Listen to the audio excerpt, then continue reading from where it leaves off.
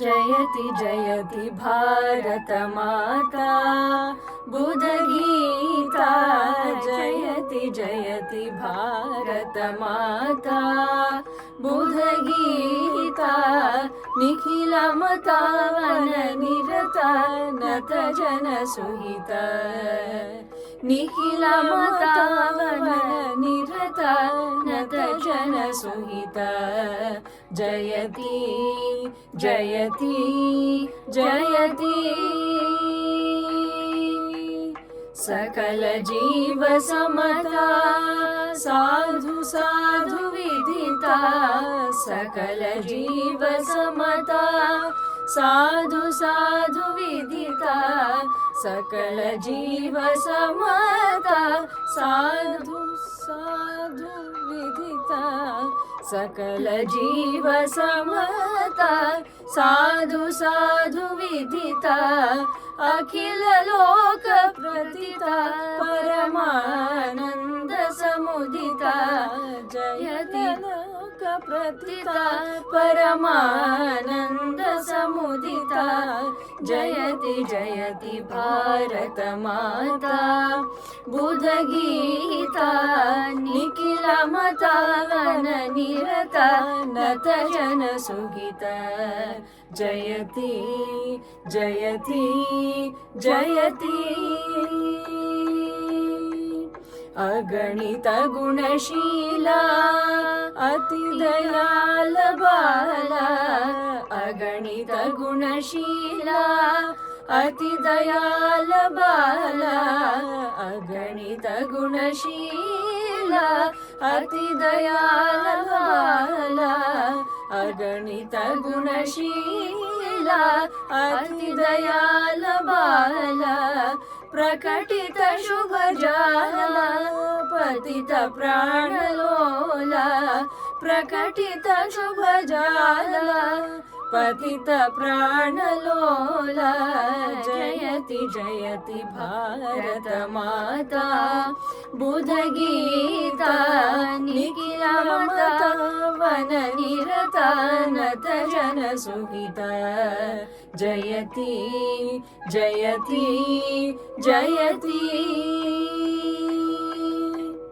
पंडित परिपूजिता पाप संग विवर्जिता पंडित परिपूजिता पाप संग विवर्जिता पंडित परिपूजिता पाप संग विवर्जिता खंडित खल चेष्टिता अखंड देश वेष्टिता खंडित खल चेष्टिता अखंड देश वेष्टिता जयति जयति भारत माता बुधगीता निखिल मतावन निरता नत जन सुहिता जयति जयति जयति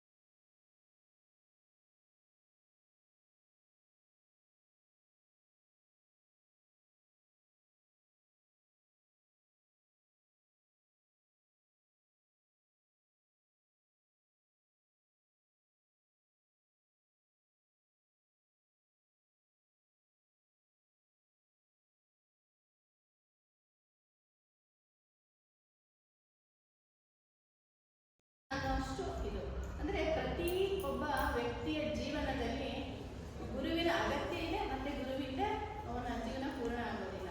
ಅಂದರೆ ವ್ಯಕ್ತಿ ತನ್ನ ಜೀವನವನ್ನು ಪೂರ್ಣಗೊಳಿಸೋಕೆ ಒಂದು ಗುರಿ ಹೊಂದಿರ್ತಾನೆ. ಹೇಗಿದೆ ಅಂದರೆ ಮುಂದೆ ಗುರಿ ಇರಬೇಕು, ಹಿಂದೆ ಗುರು ಇರ್ತಾನೆ ಅಂತ ಹೇಳಿ ಈ ಥರ ಪದ್ಧತಿಯನ್ನು ಅನುಸರಿಸ್ಕೊಂಡು ಬಂದಿರೋಂಥ ಸಂಸ್ಕೃತಿ ನಮ್ಮದು. ಅಂದರೆ ಗುರು ಅನ್ನೋದು ವಂದಿಸುವೆ ಭಗವಾ ಗುಡಿ ವಂದಿಸುವೆ ಭಗವಾ ಗುಡಿ ವಂದಿಸುವೆ ಭಗವಾನುಡಿ.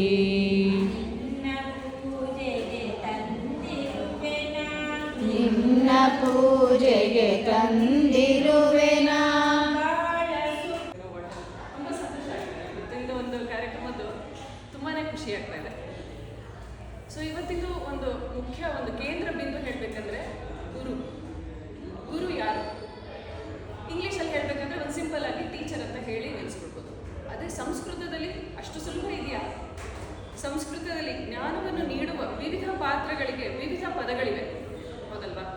ಶಿಕ್ಷಕ, ತರಬೇತಿ ನೀಡುವವರು; ಅಧ್ಯಾಪಕ, ಪಾಠವನ್ನು ಬೋಧಿಸುವವರು; ಉಪಾಧ್ಯಾಯ, ನಿರ್ದಿಷ್ಟ ವಿದ್ಯೆಯನ್ನು ಬೋಧಿಸುವವರು, ಸ್ಪೆಸಿಫಿಕ್ ಆಗಿ ಹೇಳ್ಕೊಳ್ಳೋದು; ಬೋಧಕ, ಅರ್ಥವಾಗುವಂತೆ ಒಂದೊಂದಾಗಿ ಅಂದರೆ 1-on-1 ಟ್ಯೂಷನ್ಸ್ ಅಂತ ಹೇಳಿದ್ರೆ ಬೋಧಕರು ಅಂತ;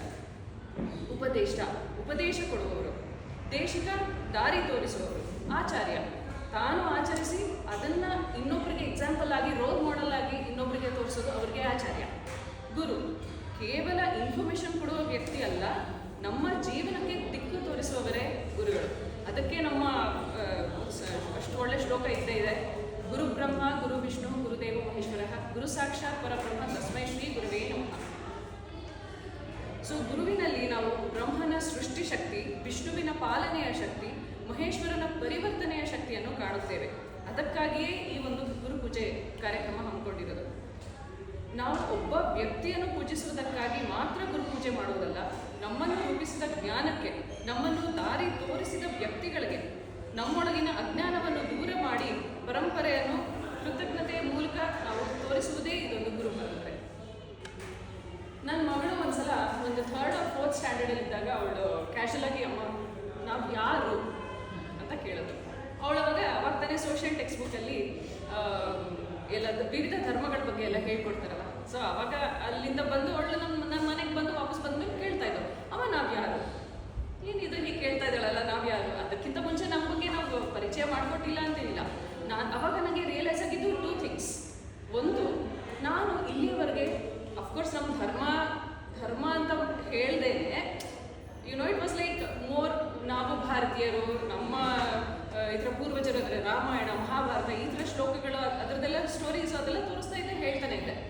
ಬಟ್ ಈ ಒಂದು ಇದು ಹಿಂದೂ ಮುಸ್ಲಿಂ ಆ ಥರದ್ದು ಯಾವುದೇ ಥರದ್ದು ಒಂದು ಭೇದ ಭಾವ ಆಗಲಿ, ಆ ಥರದ್ದು ಒಂದು ಐಡೆಂಟಿಟಿ ಆ ಥರದ್ದು ನಾನು ಯಾವುದೂ ಕೊಟ್ಟೇ ಇರಲಿಲ್ಲ, ಅವಳಿಗೆ ನಾನು ಹೇಳ್ಕೊಟ್ಟೇ ಇರಲಿಲ್ಲ. ಅದೊಂದು ನನಗೆ ಖುಷಿಯಾಗಿದ್ದು ಒಂದು ವಿಷಯ. ಆಮೇಲೆ ಅವರಿಗೆ ಶುರು ಆಗಿದೆಯಲ್ಲಿಂದ, ಸ್ಕೂಲಿಂದ ತಾನೇ ಶುರು ಆಗಿದ್ದು, ಈ ಥರ ಎಲ್ಲ ವಿವಿಧ ಧರ್ಮಗಳಿರುತ್ತೆ. ಅದೇ ಒಂದು ಧರ್ಮ ಒಂದು ವಿಭಜನೆ ಮಾಡ್ತೇನೆ, ನಾವು ಒಂದು ಭಾರತೀಯರು ಅಂತ ಒಂದು ಐಡೆಂಟಿಟಿ ಕೊಟ್ಟು, ನಮ್ಮ ಭಾರತೀಯತನವನ್ನು ತೋರಿಸ್ತಾ ಒಂದು ಐಡೆಂಟಿಟಿ ಕೊಟ್ಬಿಟ್ರೆ, ಚಿಕ್ಕ ವಯಸ್ಸಿಂದಲೇ ಮಕ್ಕಳಿಗೆ ನಾವು ಭಾರತೀಯರು, that's all they need to know. They need not know the difference. There are huge amount of differentiation ಏನಿದೆಯಲ್ಲ ಅದು ಗೊತ್ತಾಗಬೇಕಾಗಿಲ್ಲ. ಸೊ ಇದೆರಡು ರಿಯಲೈಸೇಷನ್ಸ್ ನನಗೆ ಅವಾಗಾಗಿತ್ತು. ಅದು ಸನಾತನ ಧರ್ಮ ಆಗಿರ್ಬೋದು, ನಮ್ದು ಆ್ಯಕ್ಚುಲಿ ಹಿಂದೂಯಿಸಮ್ ಅಂತ ಇವಾಗೇನು ಹೆಸರು ಹೇಳ್ತಾರೆ, ಅದು ಹಿಂದೂಯಿಸಮ್ ಅಲ್ಲೇ ಅಲ್ಲ. ಬೇಸಿಕಲಿ ಹೇಳಬೇಕಂದ್ರೆ ಅದು ಹಿಂದುತ್ವ ಅಂತ ಬಂದಿರೋದು ವೆಸ್ಟರ್ನರ್ಸ್ ಹೆಸರಿಟ್ಟ ಮೇಲೆ. ನನಗೆ ಎಷ್ಟು ಗೊತ್ತಿದೆಯೋ ಅಷ್ಟೊಂಚೂರು ಹೇಳೋಕ್ಕೆ ಇಷ್ಟಪಡ್ತೀನಿ. ಬೇಸಿಕಲಿ ವೆಸ್ಟರ್ನರ್ಸ್ ನೋಡಿದ್ದು ಯಾವ ಥರ, ಇಲ್ಲಿ ಸಿಂಧು ನದಿಯಿಂದ ಈ ಕಡೆ ಇರುವವರು ಅಂದರೆ ಸ್ವಲ್ಪ eastern side of the western Sindhu river, ಅವರಿಗೆ ಸಿಂಧು ಅಂತ ಹೇಳಕ್ಕೆ ಬರ್ತಾ ಇರಲಿಲ್ಲ. The pronunciation they were getting it difficult. So ಹೋಗಿ ಹಿ ಅಂತ ಮಾಡಿಟ್ರು. ಸೊ ಸಿಂಧು ಹೋಗಿ ಅದು ಹಿಂದೂ ಅಂತ ಆಯಿತು. ನಮ್ಮದು ಹಿಂದೂ ಅಂತ ಒಂದು ರಿಸ್ಟ್ರಿಕ್ಟ್ ಮಾಡ್ಕೊಳ್ಳೋಕ್ಕೂ ಆಗಲ್ಲ. It has to be a generalised term that is ಸನಾತನಿಗಳು, ನಾವು ಸನಾತನ ಧರ್ಮದವರು. This is the way of life, this is the way of living, this is how one needs to lead their lives. ಎಷ್ಟು ಅದರ ಬ್ಲೈಂಡಾಗಿ ನಾವು follow ಮಾಡಿದ್ರು ನಮ್ಮ ಶಾಸ್ತ್ರ, ನಮ್ಮ ಧರ್ಮದಲ್ಲಿ ಎಲ್ಲ ಏನೇನು ಹೇಳಿದೆ ಅದನ್ನೆಲ್ಲ ಫಾಲೋ ಮಾಡ್ಕೊಂಡು ಬಂದು ಇವತ್ತು ಹೆಲ್ದಿ ಆಗಿರ್ಬೋದು. ನಮ್ಮ ಜೀವನವನ್ನು ಯಾರಿಗೂ ಎಷ್ಟು ಸಹಿಷ್ಣುತೆ ಇದೆ, ನಮಗೆ ಟಾಲರೆನ್ಸ್ ಇದೆ. ಬೇರೆ ಧರ್ಮದವರು ಎಷ್ಟು ಬಂದು ಎಲ್ಲ ಲೂಟಿ ಮಾಡಿಕೊಂಡು ಎಲ್ಲ ಹೋದರೂ ವಿ ಸ್ಟಿಲ್ ಸರ್ವೈವ್. ಯಾಕೆ? We have that. ನಮ್ಮದು ಸನಾತನ ಧರ್ಮ ನಮ್ಮ ಒಳಗಡೆ ಇದೆ. ಸೊ ಆದ್ದರಿಂದ ಇದನ್ನು ನಾವು ತಲಾಂತರಗಳಿಂದ ನಾವು ಇದನ್ನು ಉಳಿಸ್ಕೊಂಡು ಬಂದಿದ್ದೀವಿ. ಇವಾಗಿನ ಜೆನ್ಸಿ ಅಂತ ಏನು ಹೇಳ್ತಾರೆ, ಎಷ್ಟರ ಮಟ್ಟಿಗೆ ಇದೆ ಆಲ್ಸೋ ವೆಸ್ಟರ್ನ್ ಇನ್ಫ್ಲುಯೆನ್ಸ್ ಇದೆ, ಎಷ್ಟು ಮಟ್ಟಿಗೆ ಅವರು ಆ ಕಡೆ ಹೋಗ್ತಾ ಇದ್ದಾರೆ. ಅಮ್ಮ ನ್ಯೂಯಾರ್ಕ್ ಎಷ್ಟು ಚೆನ್ನಾಗಿದೆ, ಆ ದೇಶ ಎಷ್ಟು ಚೆನ್ನಾಗಿದೆ, ಈ ದೇಶ ಎಷ್ಟು ಚೆನ್ನಾಗಿದೆ, ನಮ್ಮ ದೇಶದಲ್ಲಿ ಹೇಗಿದೆ ಹಂಗೆ ಇರಬಹುದು. ಅವ್ರಿಗೆ ಇವಾಗ ಒಂದು ನೋಡ್ಬೇಕಂದ್ರೆ ವಿಕಿಪೀಡಿಯಾ ಇದೆ, ಗೂಗಲ್ ಇದೆ, ಯೂಟ್ಯೂಬ್ ಇದೆ, ಇಂಟರ್ನೆಟ್ ಇದೆ, ಬೇಕಾದಷ್ಟು ಹೆಂಗೆ ಬೇಕಿದ್ರೆ ಹಾಗೆ ಅವ್ರಿಗೆ ಇನ್ಫಾರ್ಮೇಷನ್ ಸಿಕ್ಬಿಡುತ್ತೆ. ಬಟ್ ನಾವು ನಮ್ಮ ಮಕ್ಕಳಿಗೆ ಹೇಳ್ಕೊಡ್ಬೇಕಾಗಿರೋಂಥದ್ದು ಏನು? ಎಷ್ಟು ಥರದ್ದಿದೆ ಇವಾಗ. ಇಂಡಿಯಾ ಅಂತಂದ್ರೆ ಬರೀ ತಾಜ್ ಮಹಲ್ ಒಂದೇನಾ? ತಾಜ್ ಮಹಲ್ ಒಂದೇ ಅಲ್ವೇ ಅಲ್ಲ. ತಾಜ್ ಮಹಲ್ಗಿಂತ ಒಂದು 1000 ವರ್ಷ ಹಿಂದೆ ಇರುವಂಥದ್ದು ನಮ್ಮ ಅಜಂತ ಎಲ್ಲೋರ ಟೆಂಪಲ್ಸ್ಗಳಾಗಿರ್ಬೋದು, ಬೇಲೂರು ಹಳೆಬೀಡು ಆಗಿರ್ಬೋದು. ಒಂದು ಸಣ್ಣ ಎಕ್ಸಾಂಪಲ್ ಕೊಟ್ಟು ಹೇಳ್ತೀನಿ. ಇಲ್ಲಿ ಎಷ್ಟು ಜನ ನೀವು ಎಲ್ಲೋರ ಕೈಲಾಶನಾಥ್ ಟೆಂಪಲ್ ನೋಡಿದ್ದೀರಾ? ಕೈ ಎತ್ತಿ. ನೋಡಿದ್ದೀರಾ ಮೇಡಮ್? ತುಂಬ ಸಂತೋಷ. ಅಲ್ಲಿ ಒಂದು ಆ ಮ್ಯಾಗ್ನಾನಿಮಸ್ ಸ್ಟ್ರಕ್ಚರ್ಸ್ ನಮಗೆ ಎಷ್ಟು ಮಟ್ಟಿಗೆ ಸಂತೋಷ ಕೊಡುತ್ತೆ ಅಂತಂದರೆ, ಎಷ್ಟು 7th 8th ಸೆಂಚುರಿ AD ನಲ್ಲೆಲ್ಲ ಅದನ್ನು ಕಟ್ಸಿರೋದು. ಹೇಗೆ ಒಂದು ಆ ಥರದ್ದು ಒಂದು ದೊಡ್ಡದೊಂದು ಆಕಾರದಲ್ಲಿ, ಅದು ಬೆಟ್ಟ ಮೇಲಿಂದ ಕೆಳಗೆ ತನಕ ಕರ್ಕೊಂಡು ಬಂದಿರೋದು. ಜನರೇಷನ್ಸ್ ಟುಗೆದರ್ ಈ ಕೆಲಸ ಮಾಡಿರೋದು. ಬೆಳಗಾಗಲಿ ರಾತ್ರಿ ಆಗಲಿ ಏನೂ ನೋಡಲ್ಲ. ಅದು ಅಲ್ಲದೆ ಅದು ಬೆಸಾಲ್ಟ್ ಸ್ಟೋನಲ್ಲಿ, ರಾಕ್ ಸ್ಟೋನಲ್ಲಿ ಮಾಡಿರೋದು. ಅದು ಗ್ರಾನೈಟ್ಗಿಂತ ಇನ್ನೂ 10 ಟೈಮ್ಸ್ ಅಷ್ಟು ಅದು ಗಟ್ಟಿಯಾದಂಥದ್ದು ಒಂದು ಸ್ಟೋನ್. ಅದನ್ನು ಹೇಗೆ ಕೊರೆದ್ರು? ಅವಾಗ ಏನು ಟೂಲ್ಸ್ ಇತ್ತು? ಜಸ್ಟ್ ಒಂದು ಚಿಸಲ್ ಹ್ಯಾಮರಿಂದ ಅಷ್ಟು ಮಟ್ಟಿಗೆ ಹೇಗೆ ಕೊರೆಯೋಕ್ಕೆ ಸಾಧ್ಯ? ಅದರಲ್ಲಿ ಒಂದು ಲೈವ್ಲಿ ಪಿಕ್ಚರ್ಸ್ ಇದೆ. ನೀವು ಹಾಗೆ ನೋಡಿದ್ರೆ ಒಂದು ದೊಡ್ಡ ಲಕ್ಷ್ಮಿ ಆಕಾರದ ಒಂದು ಚಿತ್ರ ಇದೆ. ಅಲ್ಲಿ ಆ ಕಡೆ ಈ ಕಡೆ ಗಜಗಳಿರೋದಿದೆ. ಎಷ್ಟು ಲೈವ್ಲಿ ಆಗಿದೆ ಅಂದರೆ ಅದೊಂಥರ ನಮ್ದೊಂದು ಸ್ಟ್ಯಾಟಿಕ್ ಪಿಕ್ಚರ್ ಒಂದು ತಂದು ಕೊಡಲ್ಲ. ಅದು ನಮಗೆ ಒಂಥರ ಒಂದು ಡೈನಾಮಿಸಮ್ ಇದೆ ಅದರಲ್ಲಿ. ಅಂದರೆ ಒಂದು ಸೊಂಪಾದ ಗಾಳಿ ಬೀಸ್ತಾ ಇದೆ, ಅದರಿಂದ ಗಜಗಳಲ್ಲಿ ಸೊಳ್ಳುಗಳಲ್ಲಿರೋ ಹಾರ ಎಲ್ಲ ಆ ಗಾಳಿಗೆ ಎಲ್ಲನೂ ಒಂದೇ ಕಡೆ ಹಾರ್ತಾ ಇದೆ. ಆಮೇಲೆ ಲಕ್ಷ್ಮಿಯ ಸೀರೆ ಸೆರಗು ಅದನ್ನು ಆ ಕಡೆ ಹಾರ್ತಾ ಇದೆ. ಆಮೇಲೆ ಒಂದು ಪೆಟಲ್ಸ್, ಲೋಟಸ್ ಪೆಟಲ್ಸ್ ಮೇಲೆ ಒಂದು ಏನು ಡ್ಯೂ ಡ್ರಾಪ್ಸ್ ಅಂತ ಹೇಳ್ತೀವಿ, ಅದನ್ನು ಕೂಡ ಎಷ್ಟು ಚೆನ್ನಾಗಿ ಕೆತ್ತನೆ ಮಾಡಿದ್ದಾರೆ. ಇಷ್ಟೆಲ್ಲ ಹೇಗೆ ಮಾಡೋಕ್ಕೆ ಸಾಧ್ಯ ನಮ್ಮ ಪೂರ್ವಜರಿಗೆ? ಅಷ್ಟೊಂದು ದೊಡ್ಡ ಸಾಧನೆ. ಅದು ಸಾಧಾರಣವಾದದ್ದಲ್ಲ. ಅದು ತಲತಲಾಂತರದಿಂದ ಅದು ಎಷ್ಟೋ ವರ್ಷಗಳ ಹಿಂದೆಯಿಂದ ಬಂದಿದೆ. ಯಾಕೆ ನಮ್ಮ ಬೇಲೂರು ಹಳೆಬೀಡು ತಗೋಣ. ಅಲ್ಲಿ ಒಂದು ಪರ್ಟಿಕ್ಯುಲರ್ ಕೆತ್ತನೆ ಹೇಳಬೇಕಂದ್ರೆ, ಇವಾಗ ಗೆಲಿಲಿಯೋ ಯಾವಾಗ ಟೆಲಿಸ್ಕೋಪ್ ಅಂತ ಎಲ್ಲ ಮಾಡಿರೋದು 16th ಸೆಂಚುರಿ. ಅದಕ್ಕಿಂತ ಹಳೆ ಟೆಂಪಲ್ಸ್ ಅವೆಲ್ಲ. ನಮ್ಮ ಕೈಲಾಶನಾಥ್ ಆಗಿರ್ಬೋದು, ಅಥವಾ ಇದು ಎಲ್ಲೋ ಹಳೆಬೀಡು ಟೆಂಪಲ್ಸ್ ಆಗಿರ್ಬೋದು, ಬೇಲೂರು ಹಳೆಬೀಡು ಟೆಂಪಲ್ಸ್. ಅದರಲ್ಲಿ ಒಬ್ಬ ಮನುಷ್ಯ ಹಿಂಗೆ ಟೆಲಿಸ್ಕೋಪಿಂದ ಹಿಂಗೆ ಆಕಾಶನ ನೋಡ್ತಾ ಇರೋದು, ಆ ಥರದ್ದೆಲ್ಲ ಕೆತ್ತನೆಗಳಿವೆ. ಆದರೆ ಎಷ್ಟರ ಮಟ್ಟಿಗೆ ನಮಗೆ ಖಗೋಳಶಾಸ್ತ್ರ ಆಗಿರ್ಬೋದು, ಅಥವಾ ಭೂಗೋಳಶಾಸ್ತ್ರದ ಬಗ್ಗೆ ಆಗಿರ್ಬೋದು, ಅಥವಾ ಆಸ್ಟ್ರಾಲಜಿ, ಆಯುರ್ವೇದ, ಧನುರ್ವೇದ ಎಷ್ಟೆಲ್ಲ ನಮಗೆ ಒಂದು ತಂದುಕೊಟ್ಟಿದ್ದಾರೆ ನಮ್ಮ ಪೂರ್ವಜರು. We should be so happy about this. And ಈ ಒಂದು ಜನ್ರೇಷನ್ ಟು ಜನ್ರೇಷನ್ ಹೇಗೆ ಪಾಸ್ ಆನ್ ಆಯಿತು. ಅಫ್ಕೋರ್ಸ್ ಇದನ್ನೆಲ್ಲ ತೆಗೆದಿಟ್ಟಿದ್ರು ನಳಂದ ಯೂನಿವರ್ಸಿಟಿಯಲ್ಲಿ ಸುಮಾರು ಒಂದಿಷ್ಟೆಲ್ಲ ಬರೆದಿಟ್ಟಿದ್ರು. ಬಟ್ ನಿಮಗೆ ಎಲ್ಲ ಗೊತ್ತಿದೆ, ನಳಂದ ಯೂನಿವರ್ಸಿಟಿ ಮೊಘಲರು ಬಂದಾಗ, ಆಮೇಲೆ ಟರ್ಕಿಷ್ನವರೆಲ್ಲ ಬಂದಾಗ, ವೆಸ್ಟರ್ನರ್ಸ್ ಎಲ್ಲ ಬಂದಾಗ ಅದನ್ನೆಲ್ಲ ಹಾಳು ಮಾಡಿದ್ದಾಗೋಯ್ತು. ತಿಂಗಳಾನ್ಗಟ್ಲೆ ಅದನ್ನು ಬೆಂಕಿಯಲ್ಲಿ ಉರಿಸಿದ್ರು. ನಮ್ಮ ನಾಲೆಡ್ಜ್ ಎಲ್ಲ ನಾಶ ಆಯಿತು. But we still survive. ಹೇಗೆ ಸಾಧ್ಯ ಆಯ್ತದು? ಅಫ್ಕೋರ್ಸ್ ಅದು ಸ್ಮೃತಿಗಳು, ಗುರುಗಳು ಅವರ ಒಂದು ಪಡ್ಕೊಂಡಿರೋ ಜ್ಞಾನನ ಏನೋ ಒಂದು ಸ್ವಂತಿಕೆ ಇಲ್ಲದೆ ತಮ್ಮೊಳಗೆ ಇರಬೇಕು ಜ್ಞಾನ ಅಂತಾಗಿದ್ರೆ ಇಷ್ಟು generation to generation pass on ಆಗ್ತಾನೆ ಇರಲಿಲ್ಲ. ಅದು ಅವ್ರದ್ದು ಜ್ಞಾನ ಏನಿದೆಯೋ ಅದು ನೆಕ್ಸ್ಟ್ ಜನರೇಷನ್ಗೆ ಅದು ಪಾಸ್ ಆನ್ ಮಾಡಿದ್ದಕ್ಕೆ ನಮಗೆ ಇವಾಗ ಒಂದು ಸ್ವಲ್ಪ ನಮ್ಮ ದೇಶದ ಬಗ್ಗೆ, ನಮ್ಮ ಇದ್ರ ಬಗ್ಗೆ ಏನೇನು ಮಹತ್ವ ಇದೆ ಅಷ್ಟು ನಮಗೆ ಇವಾಗ ಗೊತ್ತಾಗ್ತಾ ಬಂದಿದೆ. ಇದು ನಮ್ಮ ಮಕ್ಕಳಿಗೆ ಹೇಳ್ಕೊಡ್ಬೇಕಾಗಿರೋದು. ಮುಂದಿನ ಪೀಳಿಗೆ ಅವ್ರನ್ನ ಒಂದು ಅವ್ರ ಇಂಟ್ರೆಸ್ಟ್ ಆ ಕಡೆ ಬೇರೆ ಕಡೆ ಆಕರ್ಷಣೆ ಎಲ್ಲ ಹೋಗದೆ, ಇಲ್ಲಿ ನಮ್ಮ ಭಾರತದ ಬಗ್ಗೆ, ಭಾರತಾಂಬೆ ಬಗ್ಗೆ ಯಾವ ಥರ ಅವರೊಂದು ಸೇವೆ ಮಾಡ್ಬೋದು ಅಂತ ಬಿಟ್ಟು ಈ ಥರದ ಕಾರ್ಯಕ್ರಮಗಳಿಂದ ನಮಗೆ ಇದು ಮನದಟ್ಟಾಗುತ್ತೆ. ನಾವು ನನ್ನ ಮಕ್ಕಳನ್ನೆಲ್ಲ ನಾನು ನೆಕ್ಸ್ಟ್ ಟೈಮ್ ಕರ್ಕೊಂಡು ಬರ್ತೀನಿ. ಅವ್ರಿಗೂ ಒಂದು ಇದೊಂದು ರಾಷ್ಟ್ರ ಸೇವಿಕಾ ಸಮಿತಿ ಬಗ್ಗೆ ಎಲ್ಲ ಚೆನ್ನಾಗಿ ಗೊತ್ತಾಗಲಿ, ಅವ್ರನ್ನ ಯಾವ ಥರ ಇನ್ವಾಲ್ವ್ ಮಾಡ್ಕೋಬೋದು ಎಲ್ಲ ಮಾಡೋಣಂತೆ. ನಾನು ನನ್ನ ಕೈಲಾದ ಸಹಾಯ ಅಂದರೆ, ನಾವು ಹೆಲ್ತ್ ಕೇರ್ ಫೆಸಿಲಿಟಿಯಲ್ಲಿರೋದು. ಸೊ ಇದರಲ್ಲಿ ಒಂದು ಡೆಂಟಲ್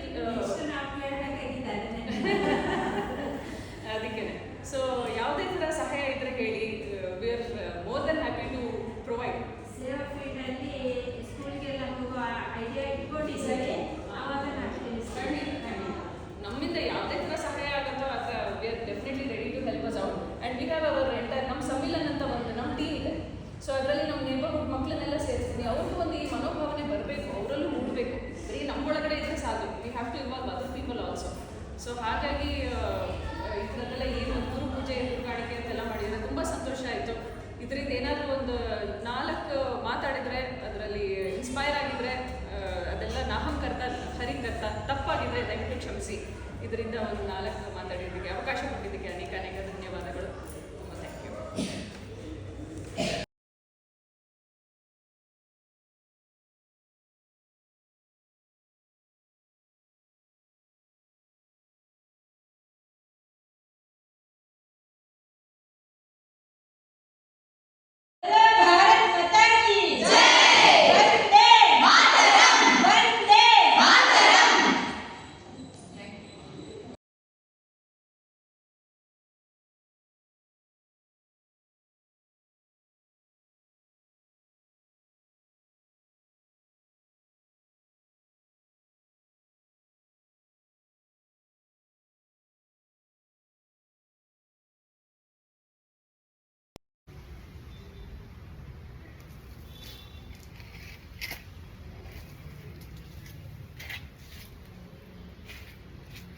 ನಮ್ಮ ತೋಟದ ಮಧ್ಯದಲ್ಲಿ, ಬಾಳೆಗೊನೆ ಮಧ್ಯದಲ್ಲಿ ಈ ಸೀರೆಯಲ್ಲಿ ಹಸಿರು ಬಿಳಿ